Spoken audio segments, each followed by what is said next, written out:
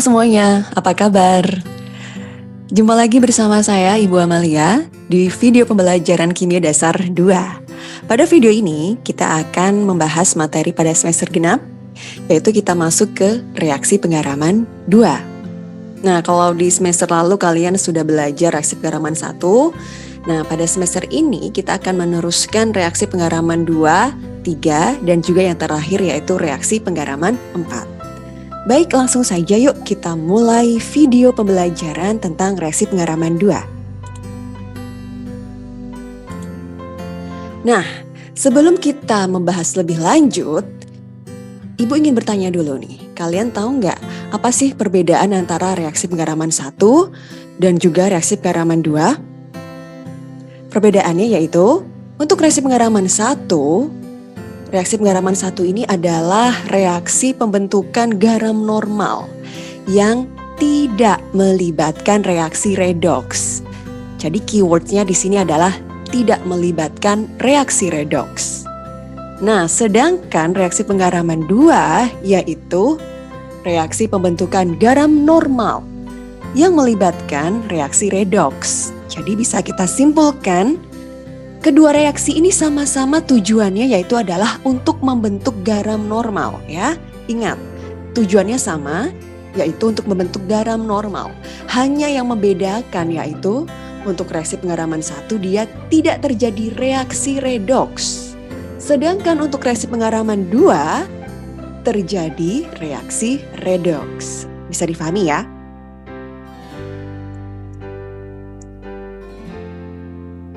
Nah, berikutnya kita akan membahas tentang penggolongan dari reaksi penggaraman 2 ini.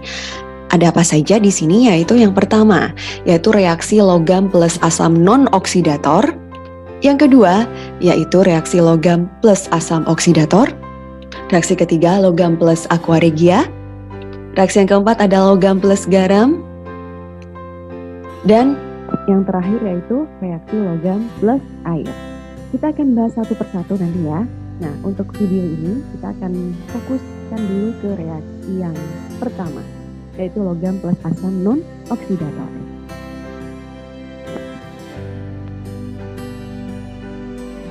Nah, sebelum kita membahas lebih lanjut tentang reaksi logam plus asam non-oksidator, kita bahas terlebih dahulu apakah yang dimaksud dengan reaksi reduksi dan juga reaksi oksidasi, serta apa yang dimaksud dengan asam oksidator dan juga asam non-oksidator. Nah, reaksi reduksi oksidasi atau yang lebih dikenal atau disingkat dengan reaksi redoks yaitu reaksi yang melibatkan oksidasi dan juga reduksi. Itu yang dimaksud dengan reaksi redoks ya. Sepertinya kalian juga sudah belajar ya di Kimia Dasar 1. Jadi di sini Ibu tidak akan membahas spesifik secara mendetail tentang reaksi redoks ini. Yang akan Ibu bahas ini hanya pengertiannya saja ya.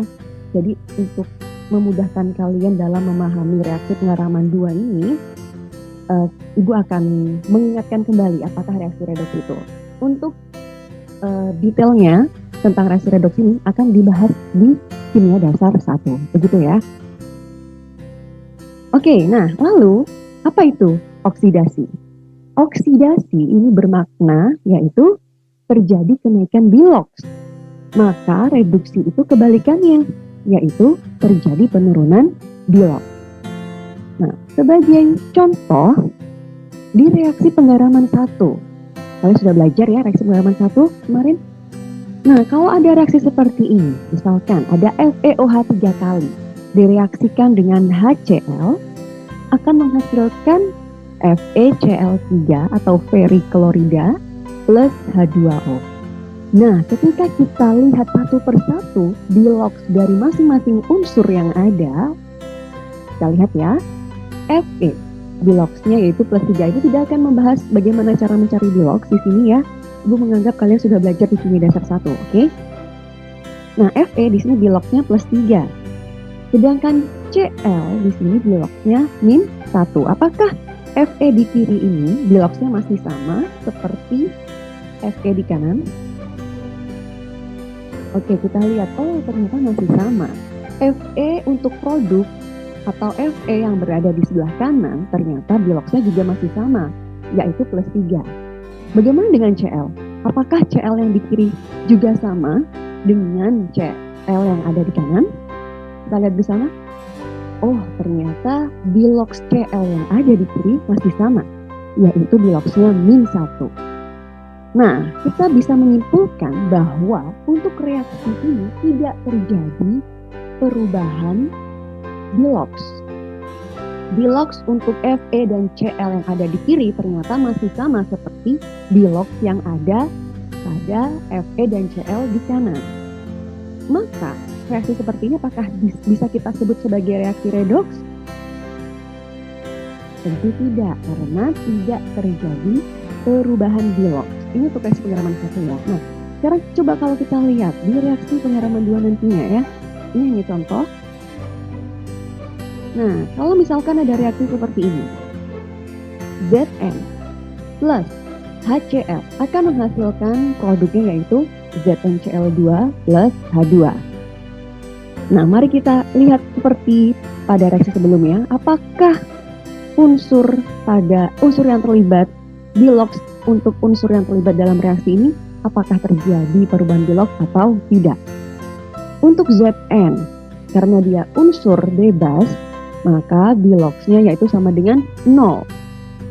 Lalu untuk H di sini biloxnya yaitu +1. Nah, sekarang apakah Zn dan juga H ini yang ada di kiri ya, Zn dan H yang ada di kiri, biloxnya akan sama dengan bilox Zn dan juga H di sebelah kanan? Mari kita teliti bersama. Oh, ternyata bilox untuk Zn yang ada di kanan, Zn produk pada ZnCl2, ternyata berubah menjadi +2. Sedangkan H, biloxnya, H yang ada di kanan ya, berubah menjadi 0 ya. Maka kita lihat di sini, manakah yang terjadi perubahan bilox? Oke, betul. Zn kiri yaitu dari biloxnya 0 berubah menjadi +2 pada Zn yang ada di kanan.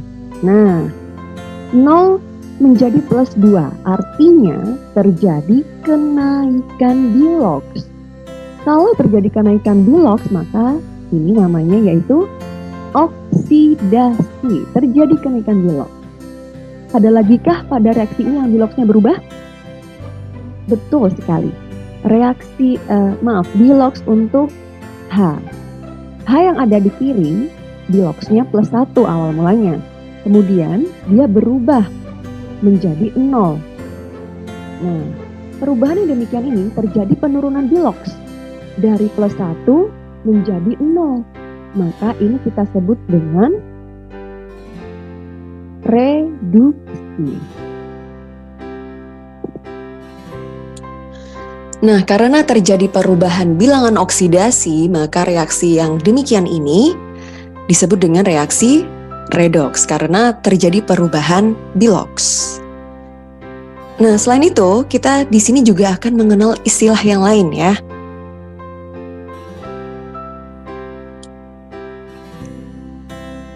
Nah, di sini kita akan mengenal ada dua istilah yaitu reduktor dan juga oksidator. Nah, reduktor, jadi ini berlaku kebalikan ya. Reduktor yaitu zat yang mengalami oksidasi. Kalau kita lihat di sini di reaksi ini, manakah yang berperan sebagai reduktor? Yang berperan sebagai reduktor yaitu si Zn. Karena dia mengalami oksidasi. Jadi Ibu ulang ya, jadi berlaku kebalikan. Kalau dia mengalami oksidasi, maka zat tersebut dinamakan dengan reduktor. Jadi bukan berarti kalau mengalami oksidasi dia berperan sebagai oksidator, bukan, tapi berlaku kebalikan. Kalau dia mengalami oksidasi, terjadi peningkatan bilox, maka zat tersebut disebut sebagai reduktor. Nah, kebalikannya sekarang, berarti yang berperan sebagai oksidator yang mana? Yaitu HCl. Kenapa HCl? Karena HCl di sini dia mengalami reduksi sehingga disebut sebagai oksidator. Nah, ketika kalian ingin menentukan manakah reduktor dan manakah oksidator, kalian cukup melihat dari segi dari reaktannya saja. Ya, Ibu ulang lagi. Untuk menentukan mana reduktor dan mana oksidator, kalian hanya melihat dari reaktannya saja, tidak perlu melihat produk. Ya, gitu ya. Jadi kalau sudah melihat reaktannya, reaktannya ada Zn sama HCl. Nah, sekarang kalian tinggal memilah mana yang mengalami reduksi dan mana yang mengalami oksidasi. Pada kasus ini, Zn dia teroksidasi, maka dia berperan sebagai reduktor. Sedangkan HCl dia terreduksi sehingga dia berperan sebagai oksidator. Semoga bisa difahami ya penjelasan dari Ibu ini. Begitu anak-anak ya.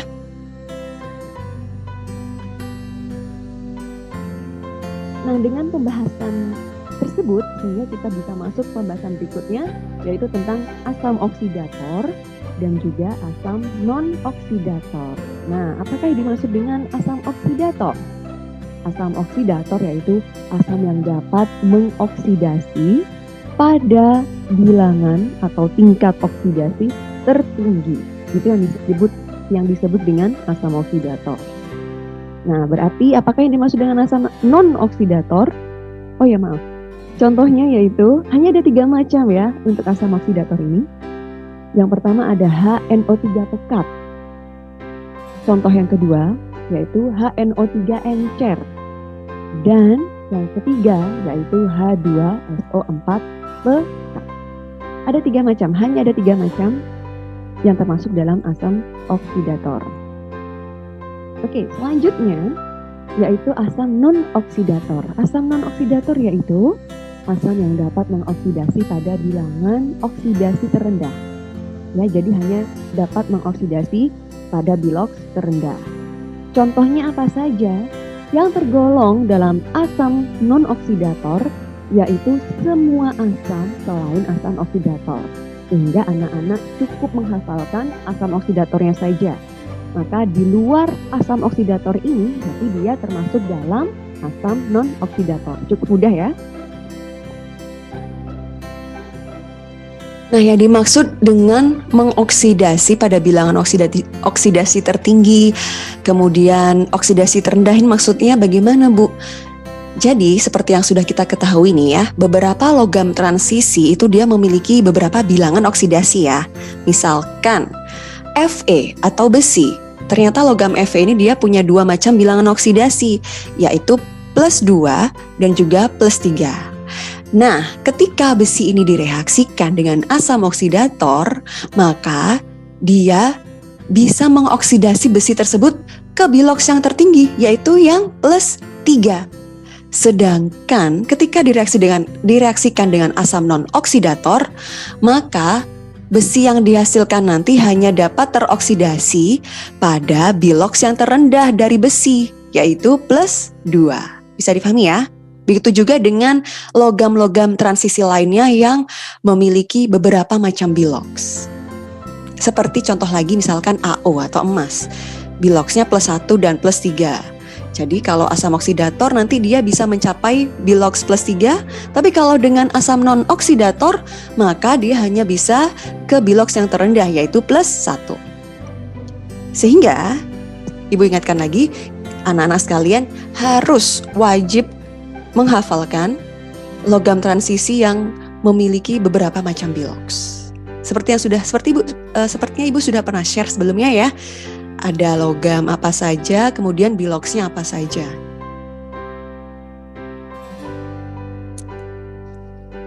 Nah, sekarang kita masuk ke subbab berikutnya, yaitu kita masuk ke reaksi yang pertama ya. Tadi baru pendahuluannya ya. Baru pendahuluannya seputar reaksi reduksi oksidasi. Sekarang kita masuk ke reaksi 1 dari reaksi penggaraman 2 ini, yaitu reaksi logam plus asam non-oksidator. Nah, sebelum kita masuk ke reaksi logam plus asam non-oksidator, kita kenalan lagi yuk sama istilah ada istilah namanya deret volta. Apakah itu deret volta? Deret volta yaitu sekumpulan logam yang disusun berdasarkan kenaikan potensial reduksinya. Jadi, apa saja yang termasuk dalam deret volta ini? Nah, ini sepertinya kalian sudah pernah mempelajari di garam rangkap dulu ya. Kayaknya Ibu sudah pernah meminta kalian untuk menghafalkan ini. Dengan jembatan keledai yang sudah pernah Ibu ajarkan dulu. Kalau Bapak seorang kaisar nanti meninggal, alam zaman penuh nikmat, senang, pembasmi buta huruf, kerupuk hangus agak pahit au.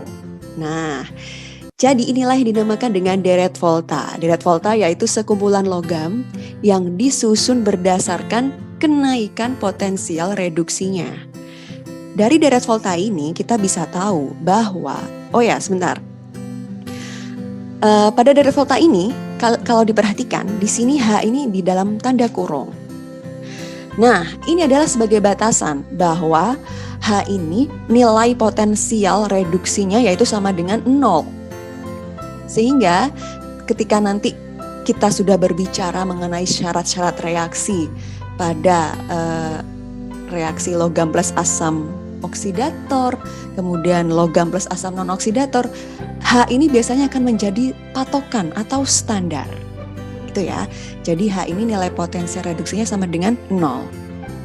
Nah, dari deret volta ini kita bisa tahu bahwa semakin ke kanan nilai potensial reduksinya semakin besar atau positif. Artinya apa?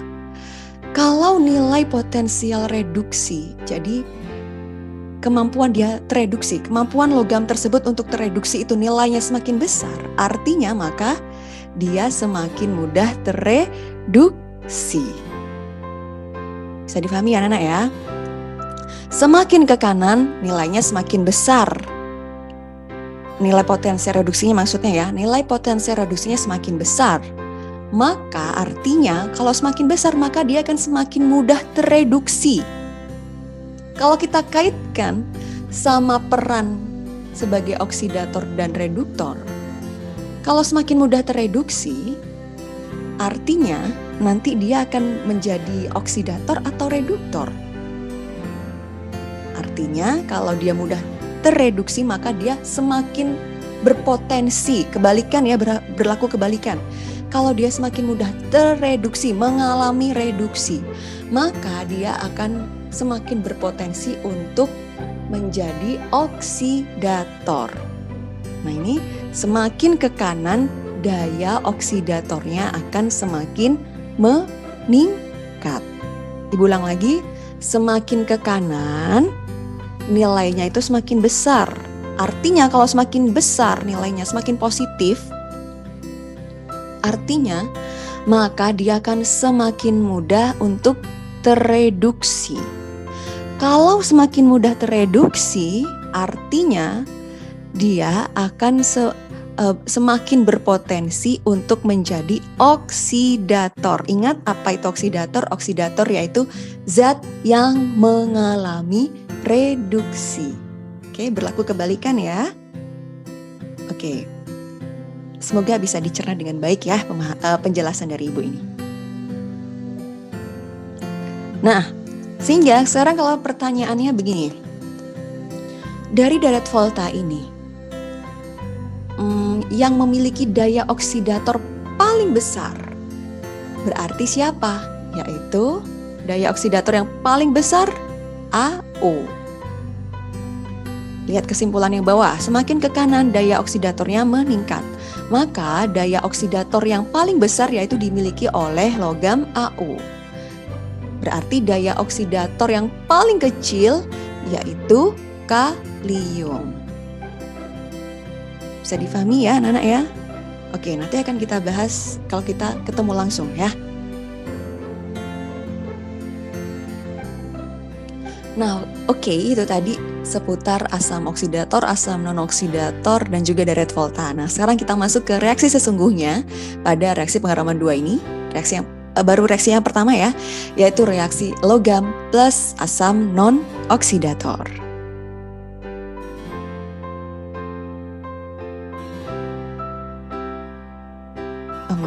Oke. Nah, ini ya logam plus asam non-oksidator. Di sini ada 2 syarat reaksi. Yang pertama, yang bisa bereaksi dengan asam non-oksidator yaitu logam yang terletak di sebelah kiri hidrogen. Berarti kita lihat kembali di sini di Darret volta. Nah, berarti yang bisa bereaksi dengan asam non-oksidator yaitu mulai dari logam kalium hingga logam Pb. Ulang sekali lagi, yang bisa bereaksi dengan asam non-oksidator yaitu logam-logam yang ada di sebelah kiri hidrogen. Berarti mulai dari kalium sampai dengan Pb. Itu syarat yang pertama. Nah, sekarang kalau logamnya memiliki lebih dari 1 valensi seperti besi, ada 2 macam valensi ya, atau ada 2 macam bilox plus 2 dan plus 3, maka jika direaksikan dengan asam non-oksidator, maka garam yang dihasilkan nanti adalah garam O, garam dengan valensi yang paling rendah. Oke, sehingga bisa Ibu tuliskan logam plus asam non-oksidator hasilnya yaitu garam O, garam dengan valensi yang paling rendah, plus H2. Gitu ya. Bu, bagaimana kalau dia hanya punya 1 macam valensi? Berarti ya sudah, hanya itu yang dihasilkan, tidak ada pilihan lain ya. Jadi yang dimaksud dengan garam O ini ketika dia punya beberapa macam valensi atau punya 2 jenis valensi, punya 2 jenis bilox. Maka yang dihasilkan nanti adalah garam dengan valensi yang paling rendah. Langsung masuk ke contohnya supaya lebih paham. Contoh yang pertama, misalkan Zn direaksikan dengan HCl. HCl ini bukan asam oksidator ya, dia termasuk asam non-oksidator. Sehingga nanti hasilnya yaitu ZnCl2 plus H2. Bisa dipahami ya? H2-nya kenapa ada tanda seperti ini? Artinya H2-nya dalam wujud gas ya. Oke, selanjutnya yang kedua, misalkan Fe besi direaksikan dengan H2SO4 encer. Oh ya, maaf. Reaksi yang pertama ini belum setara ya. Coba anak-anak setarakan. Bagaimana reaksi yang setara? Untuk reaksi yang kedua yaitu Fe plus H2SO4 encer. Nah, yang kalau kalian lihat di sini, kalian amati H2SO4 encer, dia termasuk asam oksidator atau asam non-oksidator? Kalian hanya perlu menghafalkan asam oksidator ya. Asam oksidator itu ada HNO3 pekat, HNO3 encer, dan H2SO4 pekat. Nah, berarti kalau H2SO4 encer dia masuk ke dalam asam non-oksidator. Sehingga nantinya garam yang dihasilkan adalah garam O. Nah, garam O sekarang Fe dia punya 2 macam bilox, plus 2 dan plus 3. Maka kalau garam O-nya berarti yaitu bilox dengan bilox plus 2. Maka hasilnya garam normalnya yaitu FeSO4. Bisa anak-anak sekalian ya membentuk garam normal ini? Kalian ambil ion positifnya dari logam, yaitu logamnya Fe. Nah, supaya jadi garam normal, berarti kan dia butuh pasangan. Pasangannya itu ion negatif dari mana? Dari sini, SO4 2-. Sehingga garam normalnya yaitu FeSO4.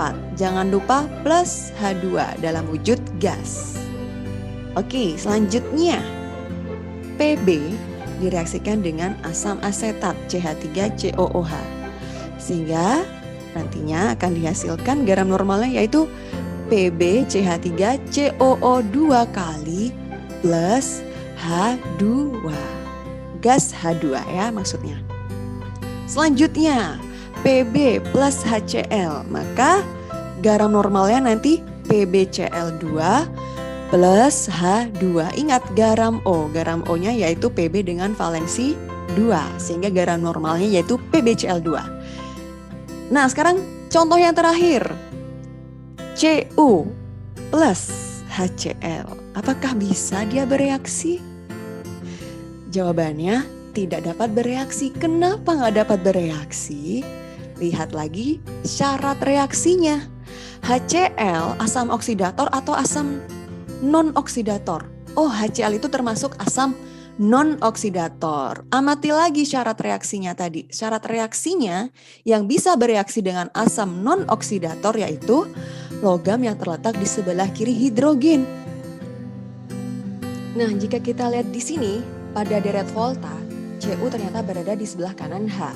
Artinya kalau dia berada di sebelah kanan dari hidrogen, artinya dia tidak dapat bereaksi dengan asam non-oksidator. Maka kalian bisa menuliskan reaksinya seperti ini. Cu plus HCl tidak dapat bereaksi. Atau bisa juga kalian cukup menuliskan tanda panah kemudian kalian coret. Nah, itu juga artinya adalah tidak dapat bereaksi. Oke anak-anak, sekian video penjelasan tentang reaksi penggaraman 2 ya. Kita baru masuk ke reaksi yang pertama, yaitu logam plus asam non-oksidator. Sampai jumpa pada video berikutnya.